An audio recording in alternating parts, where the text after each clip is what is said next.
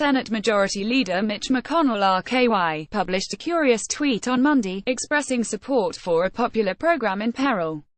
Congress must renew funding for the Children's Health Insurance Program, so the parents of the 9 million children who are covered by CHIP can know their children's health care is secure, the Republican leader wrote.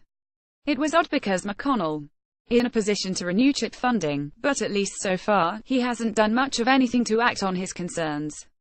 If he wants the Senate to focus on the Children's Health Insurance Program, McConnell can put the issue on the front burner.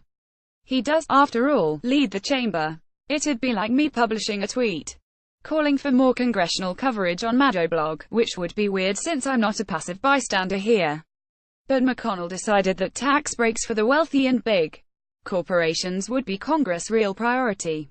As the Washington Post's Catherine Rampell explained this week, that meant GOP lawmakers chose to overlook real, time-sensitive issues, including protections for Dreamers, post-hurricane aid for Puerto Rico, the stability of the healthcare system, funding for the government, and, of course, CHIP. 9 million children depend on CHIP, which provides insurance to minors whose families are not quite poor enough for Medicaid but who still can't afford private insurance. The 20-year-old program has historically received bipartisan support, but its federal funding lapsed in September and has yet to be renewed by Congress, which has been too preoccupied with cutting taxes for billionaires. Lawmakers' inaction has left millions of children, including some in the middle of life-saving care such as cancer treatment, in limbo. As Congress squabbles and delays, states have temporarily extended this critical program using reserve funds or money from other sources. But dollars are rapidly running out. Republicans recognized this from the outset, but decided tax breaks for those already at the top required their immediate attention, even if that meant ignoring meaningful deadlines.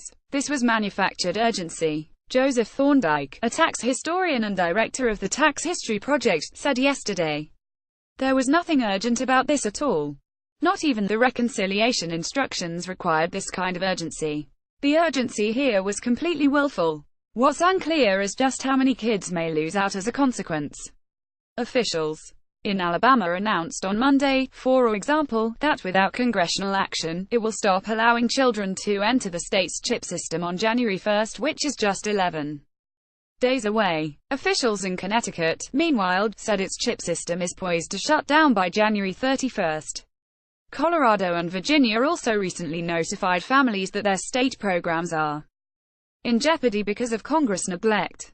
In all, by the end of January, a third of the states will have exhausted their available CHIP resources. Axios reported last week that House GOP leadership sources said Congress will continue to pass temporary measures to make sure states get the funding they need, until lawmakers find time to work on the issue in earnest, which means families may not actually suffer. But as of right now, those temporary measures haven't passed. Republicans have been too busy focusing on tax breaks for those who don't them.